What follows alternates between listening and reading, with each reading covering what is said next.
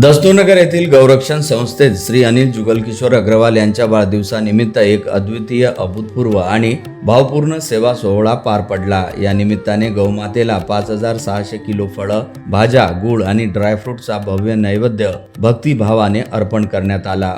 गौसेवेच्या या मंगल प्रसंगी वैदिक मंत्रोच्चार, गोपूजन आणि तुलादानाच्या विधीने संपूर्ण परिसर भक्तिभावानं न्हाऊन निघाला होता। क्षणभर असं वाटत होतं की जणू श्रीकृष्ण स्वतः आपल्या गोपिकांसह वृंदावनात अवतरले आहेत। संपूर्ण गौशाळा फुलांच्या माळांनी, रंगबिरंगी रांगोळ्यांनी आणि दिव्य सजावटीने उजळून निघाली होती। भक्तांनी स्वतःच्या हातांनी गायींसाठी प्रेमानं नैवेद्य अर्पण केला।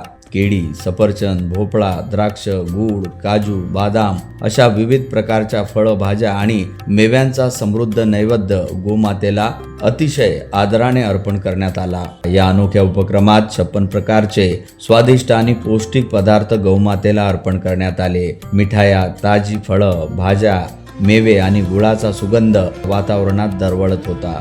यावेळी फुलांनी नटलेली गौशाळा, भक्तांच्या हातातील नैवेद्यांच्या थाळ्या, मंत्रोच्चाराच्या गजरात झालेला तुलादानाचा क्षण आणि मधोमध गौमातेच्या डोळ्यात झळकणारं त्या सेवेचं तेज पाहून संपूर्ण वातावरण तेजोमय झालं होतं।